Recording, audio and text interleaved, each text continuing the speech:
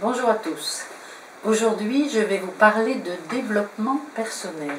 Il y aura 30 ans, au mois de février 2012, que j'ai commencé mes recherches par rapport justement à mieux comprendre ce qui est arrivé dans ma vie et aussi prendre conscience de certaines choses que je pouvais améliorer.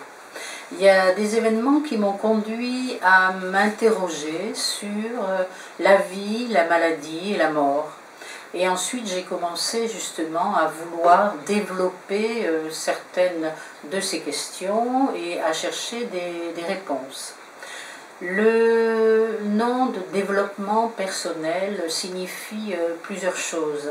Avec mon mari, qui aussi est très dans le développement personnel, qui est psychologue et qui m'a beaucoup apporté par rapport à toutes ces recherches, nous avons beaucoup réfléchi à ces mots tout simples de développer la personnalité.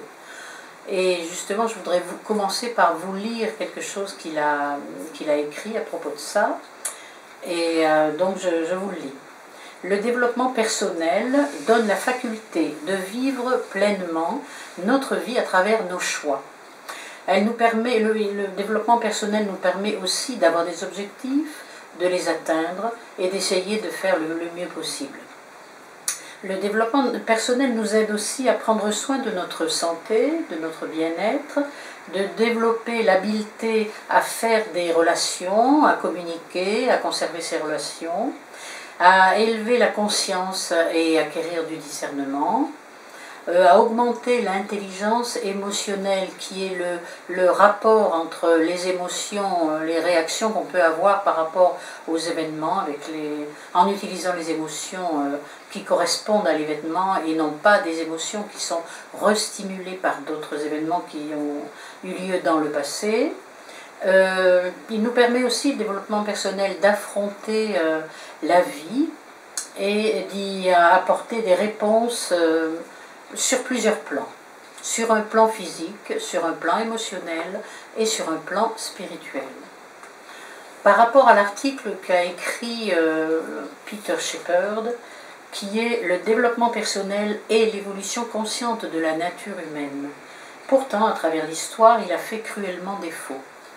Bien qu'il soit dans notre nature d'apprendre et de grandir, nous sommes freinés par notre culture qui est principalement axée sur les besoins de survie et sur la compétition entre nous, entre les êtres humains. Et alors moi, mon point de vue personnel, à partir de ça, je vous le donne aussi, c'est qu'effectivement, j'ai pu constater à travers ma vie professionnelle par rapport aux enfants que la compétition que nous apprenons tous à l'école, dans le sport, dans le milieu professionnel, ne nous incite pas à développer et à grandir cette personne, puisqu'on fait toujours des comparaisons entre les uns et les autres. Il est très difficile de se centrer, de se concentrer sur nos objectifs propres, de se poser les bonnes questions et donc d'obtenir les bonnes réponses. Il y a très souvent cette compétition qui nous fait oublier que nous avons nos propres réponses en nous. Et le développement personnel, pourquoi il est important maintenant? Parce que, comme vous avez pu le constater et que vous le savez, les technologies se sont énormément développées sur un plan collectif. Nous avons accès maintenant à des ordinateurs performants, à des appareils photo performants, à des vidéos performantes, à des chaînes de télévision par milliers. Et tout ça a fait que ça est allé très très vite et que l'évolution de la pensée humaine, du comportement humain, a été un peu voilée ou cachée derrière ce progrès technologique.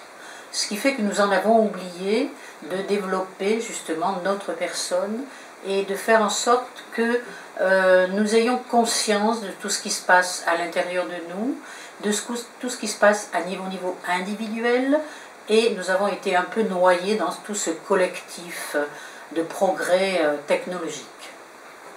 Donc pourquoi il est important aujourd'hui de développer, de prendre conscience que nous avons des réponses et qu'il faut simplement aller les chercher, développer plus de réseaux solidaires par exemple, avoir une attitude plus locale, avoir une conscience de ce que nous faisons au quotidien.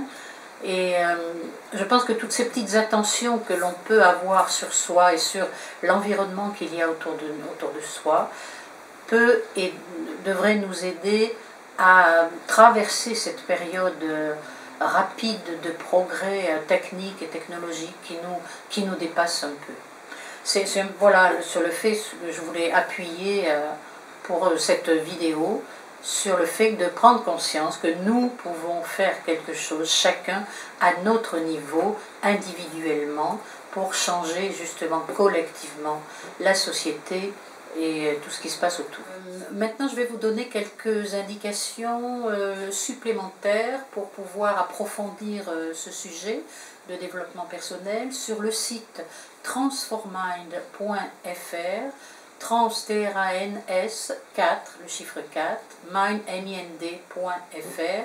Vous trouverez des articles qui correspondent en français au sujet que j'ai commencé de développer ici en vidéo. Si vous parlez anglais, que vous lisez l'anglais, vous pouvez aussi consulter le site internet transformind.com, où là vous aurez des ressources vraiment intéressantes à tous les niveaux, que ce soit des livres, des articles, des personnes que nous avons rencontrées, et sur le site en français c'est la même chose. Voilà, je vous souhaite bonne lecture et puis je vous dis à bientôt. Bonsoir.